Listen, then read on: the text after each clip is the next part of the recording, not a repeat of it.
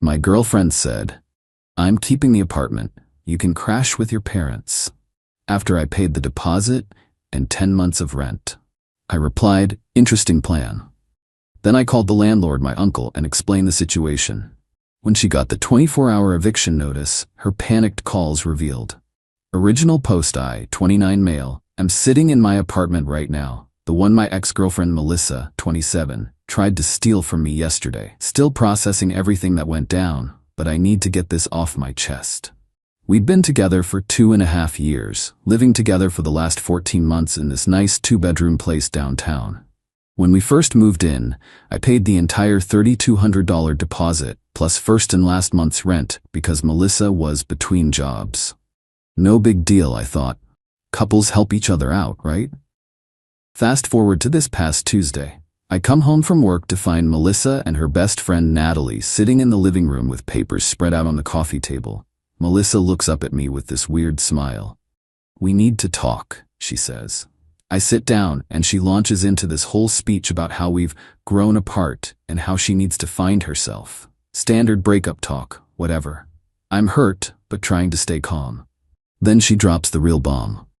"I'm keeping the apartment," she announces. "You can crash with your parents for a while. I already talked to them and your mom said it's fine." I literally laughed. Not a happy laugh, more like a, "Did you really just say that?" laugh. "You're keeping the apartment that I've been paying for?" I asked. "Well, I've been living here too," she says, "and I need stability right now. You have family nearby, I don't." Here's what she didn't know. The landlord isn't some random property management company. It's my Uncle Frank, who owns several buildings in the area. The lease? Only my name is on it. Melissa was never added because when we moved in, her credit was trash from defaulting on student loans. "Interesting plan," I said, standing up. "Let me think about it." I went to the bedroom, closed the door, and called Uncle Frank. Update 1. The next morning. Uncle Frank was, let's say, unhappy when I explained the situation. "She's trying to kick you out of your own apartment? The one only you're on the lease for?" He actually laughed. "Does she think that's how rentals work?" I explained that she'd been living there and probably thought that gave her some kind of rights. Frank shut that down quick. "She's not on the lease, never was. She's basically been your guest for 14 months. I can have an eviction notice drawn up immediately if you want her out." I told him to give me 24 hours to try handling it myself first. He agreed, but said if she gave me any trouble, he'd handle it the legal way. Wednesday morning, I tried talking to Melissa one more time. She was in the kitchen making breakfast like nothing happened, humming to herself. "So about yesterday," I started. "Oh, good, you've had time to process," she said, not even looking at me. "When do you think you can be out?" I was thinking by the weekend. The entitlement was astronomical. "Melissa, you understand that I'm on the lease, right? Only me?" She waved her hand dismissively. "We can work that out with the landlord. I'm sure they'll be reasonable." "The landlord is my uncle." She froze, spatula in hand. "Your what?" "Uncle Frank owns the building. I'm the only one on the lease. You've been living here as my guest." Her face went through about 5 different emotions in 3 seconds. That's not fair. I've been living here. I've made this my home." "You've paid exactly $0 toward rent or deposit," I pointed out. "I buy groceries. I decorated. She was getting frantic. "You buy groceries maybe once a month with the credit card I gave you for emergencies," I corrected. "And by decorated, you mean you hung up some pictures you got from HomeGoods using my credit card?" She started crying then. Not sad tears, angry tears. "You're being financially abusive. This is manipulation." That's when I decided I was done trying to be nice. I texted Uncle Frank, "Go ahead with the notice." Update 2. Thursday afternoon. The notice was served Thursday at 2 p.m. I was at work, but Melissa sure wasn't. According to my neighbor Derek, who works from home, there was quite a scene. The process server knocked, handed her the papers, and Melissa lost it. Derek said she was screaming in the hallway about squatters' rights and common law marriage. "We don't even live in a state that recognizes that, and even if we did, we wouldn't qualify." My phone started blowing up around 2:15. "What did you do? 24 hours? Are you insane? This is illegal. I have rights. I'm calling a lawyer." You can't do this to me. Then Natalie started, you're seriously evicting her and her? What kind of man does that? She thought you loved her. This is abusive behavior. Then came the call from Melissa's mom, Patricia. I actually answered this one because I'd always liked Patricia. Dennis, she said. She never could remember my name was David. What's this about you throwing Melissa out? I explained the situation calmly. How Melissa had tried to kick me out of my own apartment. How she'd never paid rent. How she wasn't on the lease. Patricia was quiet for a moment. Then, she told me you two decided together that she would take the apartment. No, Patricia. She decided that and told me I could go live with my parents. Oh. Another pause. That does sound like something she'd do. She did the same thing to her roommate in college. Wait, what? Turns out Melissa had a history of this. In college, she'd convinced her roommate to move out temporarily during finals week, then changed the locks and kept the dorm room to herself. The roommate had to get the university involved. I thought she'd grown out of that, Patricia said, sighing. I'll talk to her. Update 3, Friday morning. Friday morning rolled around, and Melissa had apparently spent all night consulting with every legal expert she could find. Her Instagram stories were full of legal advice posts and know your rights infographics. She confronted me at 7 a.m. with a printed stack of papers. According to these sources, I'm a tenant regardless of whether I'm on the lease. You need to give me 30 days notice minimum. I looked at her papers. They were all from different states, none from ours. Melissa, those are for actual tenants. You're not a tenant, you're a guest who's overstayed their welcome. I get mail here. That makes me a tenant. You get mail here because you used my address without permission. The magazines you subscribe to with my credit card don't make you a tenant. She tried another angle. I'll call the police. They'll side with me. Go ahead, I said. Uncle Frank had already prepared me for this possibility. She actually did it. 2 officers showed up around 9 a.m. Melissa ran to the door, tears streaming. Officers, he's trying to illegally evict me. I live here. The older cop looked tired already. Ma'am, are you on the lease? No. But have you been paying rent? Not technically, but has the legal tenant asked you to leave? She started sobbing harder. This isn't fair. The younger cop looked at the eviction notice. This is from a licensed attorney, properly served. Ma'am, you need to make arrangements to leave by. He checked his watch. 2 p.m. today. But where will I go? She wailed. That's not his problem, ma'am, the older cop said, looking at me with something like sympathy. Sir, if she's not out by 2 p.m., call us back. Update 4. The panic sets in. After the cops left, Melissa went into panic mode. The entitled attitude crumbled, replaced by desperate bargaining. David, please, can we talk about this like adults? We tried that. You told me to move back with my parents. I was emotional. I didn't mean it like that. How did you mean it then? She couldn't answer that. By noon, she was making calls, trying to find somewhere to stay. I heard her on the phone with Natalie. What do you mean you don't have room? You have a whole couch. What about just for a few nights? This is an emergency. Then calling other friends, each conversation getting more desperate. Apparently, nobody wanted to take her in. Shocking, considering how she treated people. At 12:30, she tried one last manipulation. If you kick me out, I'll post everything on social media. Everyone will know what kind of person you are. Go ahead, I said. Make sure you include the part where you tried to steal my apartment after I paid for everything for over a year. She actually started typing up a post, showing it to me like a threat. About to be homeless because my ex is evil. 2 years together meant nothing. Remember this when a man says he loves you. You might want to add the context, I suggested. How you tried to kick me out of my own apartment that I pay for. She deleted the draft. Update 5. Moving day. At 1 p.m., Uncle Frank showed up with 2 movers he'd hired. I want this done professionally, he told me. No room for her to claim we damaged anything. Melissa's stuff wasn't that much, honestly. Clothes, makeup, some books, her gaming setup that I'd bought her for Christmas.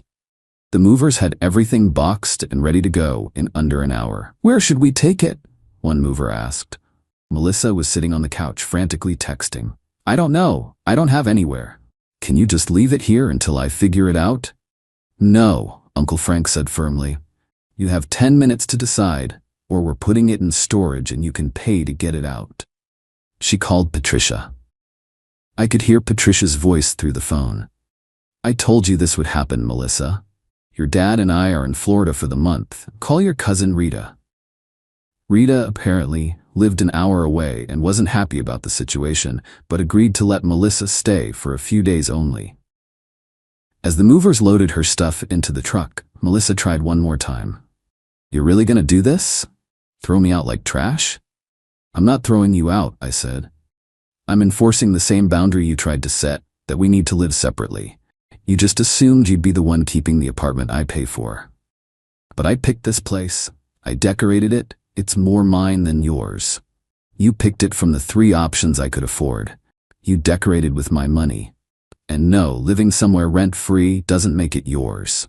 She grabbed her purse and headed for the door, then turned back. "You'll regret this. You'll miss me and beg me to come back." "I'll miss who I thought you were," I admitted, "not who you actually are." Update 6, the aftermath calls. The calls started that evening. First was Natalie. She's at Rita's crying her eyes out. "How can you live with yourself?" "Pretty comfortably in my apartment that I pay for," I replied. "You're heartless. She loved you. She loved my wallet and free accommodation. When it came time to break up, her first move was trying to steal my home." "She wasn't stealing. She thought she could take advantage of me one more time. She thought wrong." Then came a call from a number I didn't recognize. It was Melissa's friend group on speaker. "We just want you to know that we all think you're disgusting," one voice said. "For not letting my ex steal my apartment. For making a woman homeless. She's not homeless, she's at her cousin's. And she's there because she tried to make me homeless. That's different. You have support? So does she, apparently. You all seem very concerned about her. I'm sure one of you will offer her a place to stay." Silence. Then they hung up. The best call came Saturday afternoon from Patricia. David, I wanted to apologize for Melissa. I just got the full story from Rita." "No need to apologize, Patricia. No, there is. I raised her better than this, or I thought I did. She told Rita you were abusive and controlling, but Rita's smart. She asked questions and the story fell apart quick. What's happening now?" "She's worn out her welcome at Rita's already. Apparently demanded Rita's bedroom because the couch hurt her back. Rita's driving her to her father's brother's place tomorrow. He has a basement apartment, but she'll need to pay rent." "Will she?" Patricia laughed, but it wasn't happy. "With what money? She hasn't worked in 6 months. She told us you were supporting her while she figured out her career path." That was news to me. She'd told me she was doing freelance social media management. Update 7. The real truth comes out Sunday morning. I got a text from Derek, my neighbor. "Bro, you need to see this." He sent me screenshots from a group chat he was somehow in. His girlfriend knew Natalie. The messages were from weeks ago. "Melissa, Operation Apartment is almost ready. You really think he'll just leave? He's too nice to fight. I'll cry, play victim, he'll cave. Unknown number, what if he doesn't? Then I'll threaten to ruin his reputation. Say he was abusive. He'll give me the apartment to avoid drama. Savage, lol. He's been paying for everything anyway. Might as well get a few more months free rent before I move on. Unknown. Move on? Already talking to this guy Victor. Has a beach house. Just need to secure this apartment first as backup. I sat there staring at my phone. She'd been planning this. The whole breakup, the apartment theft, everything was calculated. Derek texted again. There's more. She's been seeing that Victor guy for 2 months. My girlfriend just told me. 2 months. While I was paying for everything, buying her gifts, planning our future, she was setting up my replacement and trying to steal my apartment as a backup plan. I forwarded everything to Patricia. Her response was immediate. Calling her now. This is unacceptable. An hour later, Melissa called from an unknown number. I almost didn't answer, but curiosity won. You ruined everything, she screamed. My mom saw those messages. She's cutting me off. Rita won't talk to me. This is all your fault. I ruined your plan to steal my apartment and cheat on me? I wasn't cheating. Victor is just a friend. With a beach house? Silence. Melissa, you planned this. You thought I was too nice to stand up for myself. You were wrong. I'll sue you for emotional distress, for illegal eviction, for what? Making you face consequences? Good luck with that. She hung up.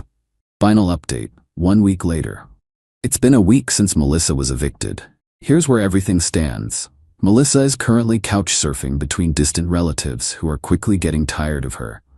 According to Patricia, she's burned through 3 family members already by demanding special treatment and refusing to help with chores or contribute money. Victor, the guy with the beach house, ghosted her the moment she became too much drama. Apparently, he was only interested in a fun side thing, not a homeless girlfriend with baggage. Her friend group is fracturing. Some still support her, but others are starting to see the truth. Natalie actually reached out to apologize. I didn't know about Victor or the planning.